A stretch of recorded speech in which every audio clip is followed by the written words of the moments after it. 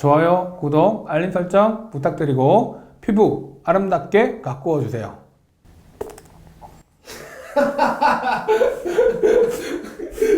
내가 끝에 무슨 말 한 거야?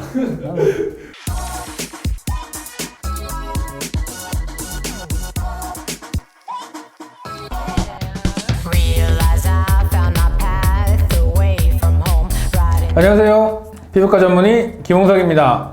오늘은 각질 제거제에 대한 이야기를 해볼까 하는데요.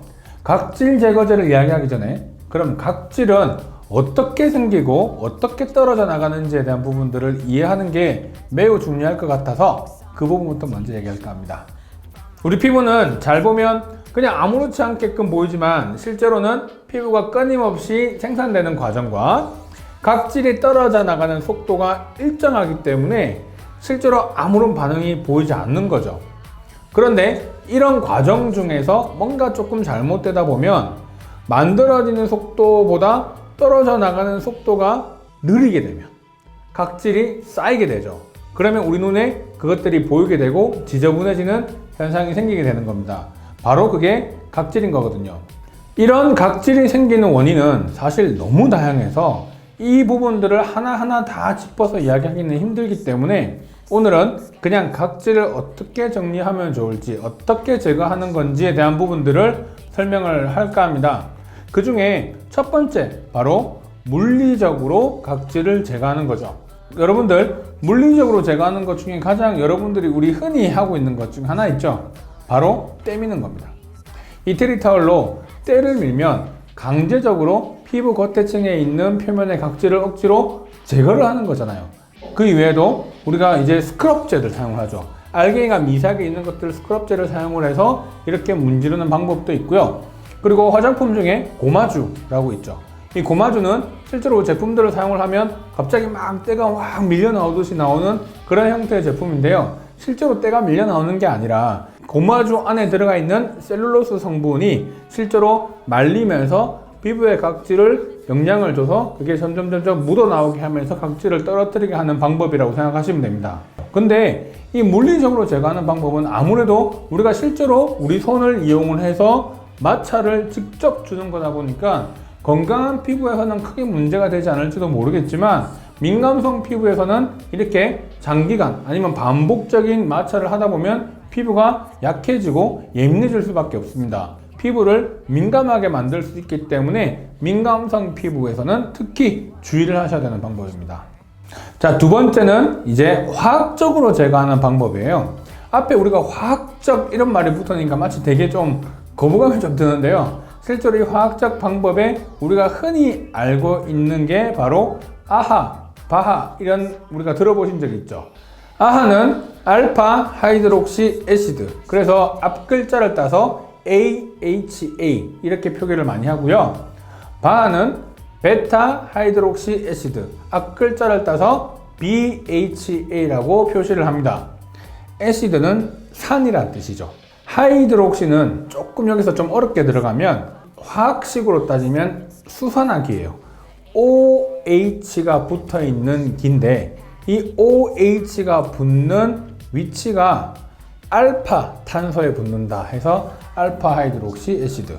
베타는 알파 다음에 베타죠. 그러니까 두 번째 탄소에 붙는다고 해서 베타 하이드록시 애시드라는 이름을 붙인 겁니다.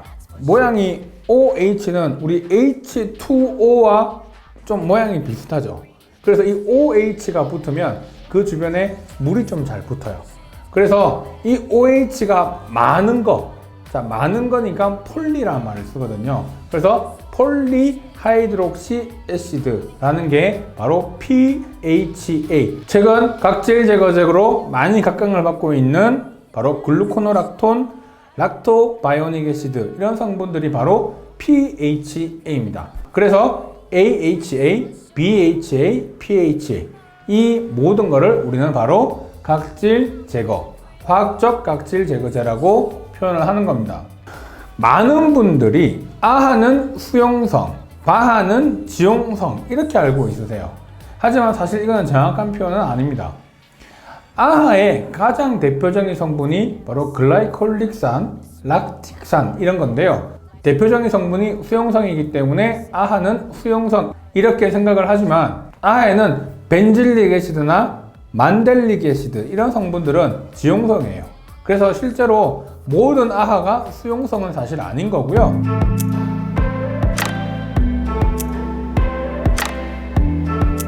그래서 아하의 대표적인 성분이 글라이콜릭 애시드, 락틱 애시드, 타르타릭 애시드, 피루빅 애시드, 만델릭 애시드 이런 다양한 성분들이 있고 아하는 현재 화장품 원료에 있어서는 함량의 제한이 없습니다. 하지만 화장품을 썼을 때 누구나 사용을 해야 되는데 아무런 문제가 없는 게 가장 좋은 화장품이잖아요. 이게 효과가 좋다고 해서 너무 높은 농도의 아하가 들어가 있는 제품을 사용을 하다 보면 피부에 자극적일 수도 없고 예민해질 수밖에 없기 때문에 화장품 회사에서 이를 감수하면서까지 제품을 만들진 않아요. 그래서 일반적으로 화장품 회사에서는 거의 대부분 10% 정도의 아하 농도를 사용을 하는 거죠. 보통은 기본적으로 10% 이하 정도로 제품을 사용을 했을 때는 피부의 각질을 제거해주고 수분을 보충해주는 그런 성분들로 사용이 되고요. 10%가 넘어가게 되면 각질이 탈락되는 일종의 필링 개념으로 사용이 되기 때문에 확실히 자극도가 높아지게 됩니다.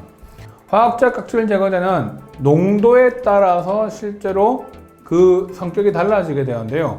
소량 들어가게 되면 각질에 있는 부분들을 살짝 띄워줘요. 각질 세포를 서로 공간을 띄워두게 만들고 아까 하이드록시 물을 당겨준다고 했죠. 그 사이에 물을 싹 집어넣어 줍니다. 그러다 보니까 피부에 각질이 생기는 것을 띄워주면서 물을 잡아주니 피부가 되게 맨들맨들해지고 부드러워지는 그런 역할을 하게 되는 거죠. 보통 이런 아하 성분들은 각질 제거제의 개념으로만 생각하시는 경우가 있는데 아주 좋은 보습제 성분으로도 사용이 되기도 합니다. 물론 그 함량이 점점점 늘어나게 돼서 10% 그 이상까지 넘어가게 되면 거의 필링제 개념까지 이제 넘어가기 때문에 자극도는 훨씬 높아지게 되는 거죠.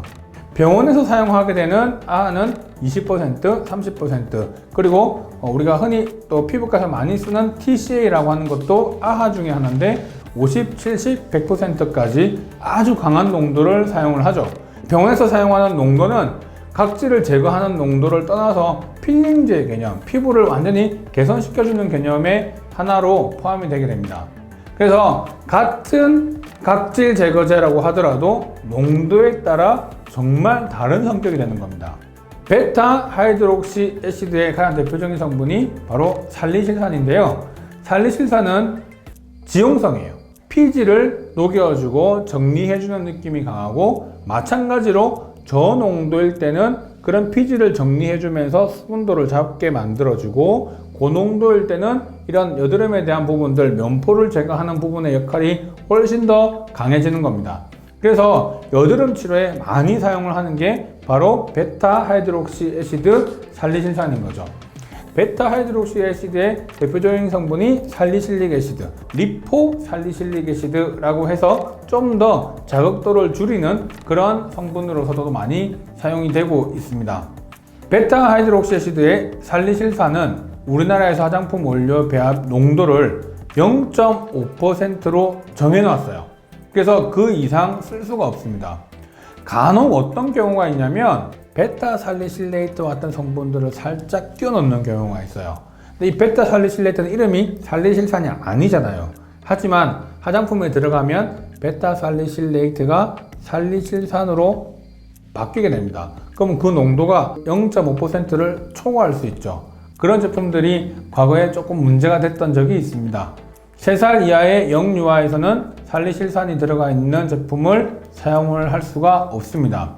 보통 문제가 이런 성분들이 들어가 있는 것들을 잘 몰라요. 그래서 그냥 애들한테 좋다고 아무거나 써주기보다 반드시 이런 성분들이 들어가 있는 걸 확인하는 게 좋습니다.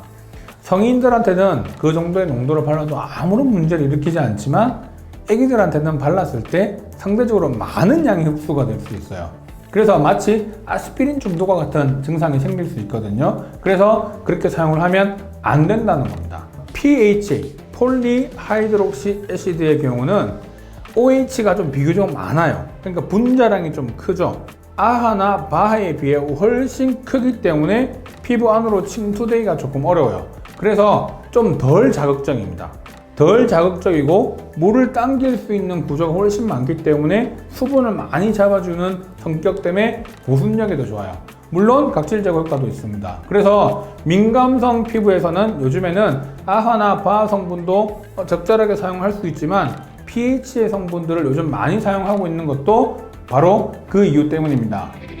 My neon sign says open. Who's looking me over? Looking me over. 아하는 모든 피부에 실제로 다 사용이 가능해요. 그래서 실제로 건성인 사람과 지성인 사람들한테 모두 사용을 할 수가 있고요. 살리실산 같은 경우는 지용성이라고 했잖아요. 그래서 피지 분비가 많은 지성 피부에 비교적 적합합니다. 그러면 건성에서는 쓰면 안 되는 거 아니에요? 건성에서도 쓰기도 합니다. 하지만 좀 민감한 사람들이 이런 아하와 바하의 농도가 비교적 높은 거를 계속 꾸준하게 사용을 하다 보면 피부가 훨씬 더 예민해질 수 있기 때문에 너무 자주 사용하는 것은 좋지 않습니다. 그리고 바하의 경우도 실제로 건성에 사용을 했을 때 건성인 사람은 사실 피지 분비가 좀 적기 때문에 살리실산을 이용해서 피지를 더 제거를 해버리면 피부가 상대적으로 더 건져질 수 있는 부분 때문에 민감하게 느껴질 수 있거든요. 그래서 모든 각질 제거제는 피부 유형에 따라서 적절하게 잘 골라서 선택하는 게 상당히 중요하고요. 과유불급, 절대로 많이 사용한다고 해서 좋은 게 아니라 피부에 더 민감하게 만들 수 있기 때문에 시기적절하게 잘 맞춰서 사용하시는 게 상당히 중요한 부분입니다. 각질이 탈락될 때 매우 중요한 요소 중에 하나가 pH입니다. pH가 산성이 됐을 때 각질 제거가 잘 되거든요. 보통 각질 제거를 할 때 많이 쓰는 농도가 10% 밑으로 이하이면서 pH가 3.5 이상인 제품을 사용을 합니다. pH가 너무 떨어지다 보면 각질 제거가 피부의 표면에서 돼야 될 부분들이 깊게 들어와서까지 각질 제거되기 때문에 피부가 약해질 수밖에 없죠. 그래서 너무 높은 농도의 화학적 각질 제거제는 사용하실 때 주의가 필요합니다.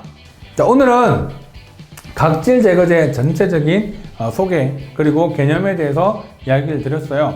화학적 각질 제거제가 들어가 있는 성분들을 간혹 매일 쓰시는 분들이 계세요.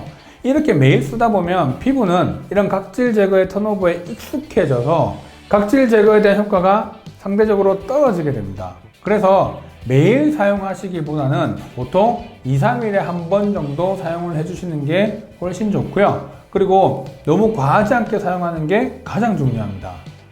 오늘 내용 좋으셨다면 좋아요, 구독, 알림 설정 부탁드립니다. 따봉!